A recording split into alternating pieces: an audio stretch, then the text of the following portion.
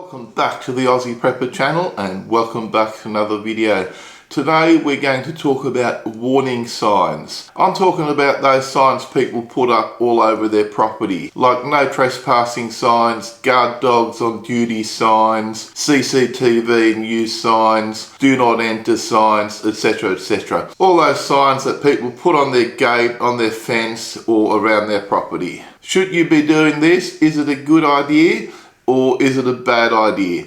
Well, these signs can be a bit of a two-edged sword. They can be useful on one side, but they can also be a hindrance on the other side. So let's discuss the pros and the cons of warning signs. These signs can work as a legal safeguard and also as a deterrent to those people that are mostly honest. This means that normal people with no criminal intent are less likely to enter if there's signs there saying do not enter, no trespassing or guard dog on site or CCTV active. Any of those signs will stop the casual person from entering your property. So these signs will discourage trespassers before they enter your property. These signs may also provide legal protection. In some areas, these signs will grant you additional rights as a property owner and also provide you some security.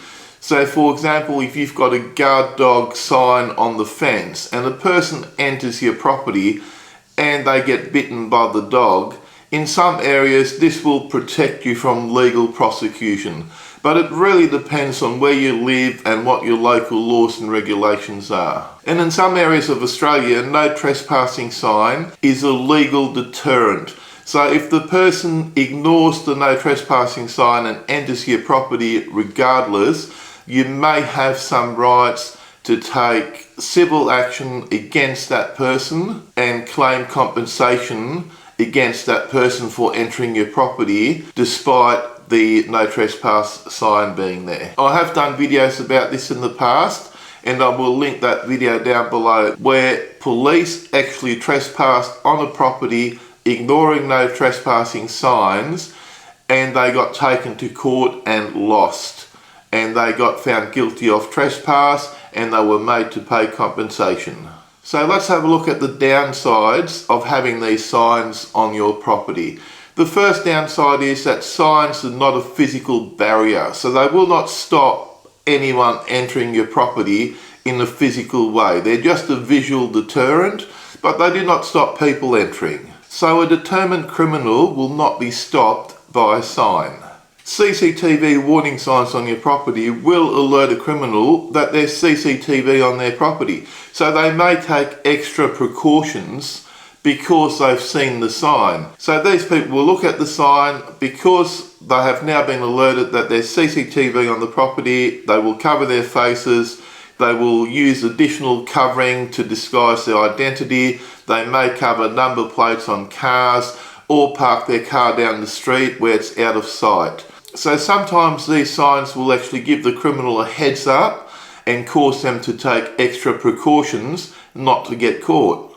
And a beware of dog sign might have a similar effect where a determined criminal might bait your dog or kill your dog or feed your dog or do something to your dog that disables the dog and allows them to enter the property. And if you've got a lot of these signs up, they may actually have the opposite effect. They might actually alert the criminal that there might potentially be something at that property of value that they will want. And it might draw a criminal's attention to your property. So these signs may actually cause the criminal to target your property rather than any of the other properties because they get the feeling that there's something valuable at that property that needs protecting, and that might be worth the extra risk for them to take to get that, whatever it might be. And one of the last negative points I will discuss today is neighbourhood perception. So having a whole heap of signs around your property make your property look unwelcome, paranoid, possibly aggressive, and may give a bad image to the whole neighbourhood. This could affect house prices surrounding your property and also prices of your property because potential buyers might think that this is a bad area and that this person's got all these signs there, and they might not like that look of someone having a million signs on their property as part of their neighbourhood. So it may strain some neighbourly relations, and it may also reduce property value of your property and your neighbour's property in that immediate vicinity of where you live. And excessive signs and security measures in an otherwise normal area, so every other property doesn't have signs up, may even attract the attention of authorities such as police, who may be thinking, what is this person doing there and what are they trying to hide? So you might inadvertently be attracting police attention and also the attention of criminals. Now, to finish off the video, we're just going to talk about what best practice is with these warning signs. A great starting point is to have the property boundary fenced. Now, this doesn't have to be a 6-foot barbed wire fence. It can just be a normal fence that defines the property boundaries so people know where the property starts and finishes. Especially in regional areas, it's not always obvious if you are on someone else's property. Because of the large areas and no fencing, how do you know? So having a boundary fence defining the boundary of your property is always a good idea.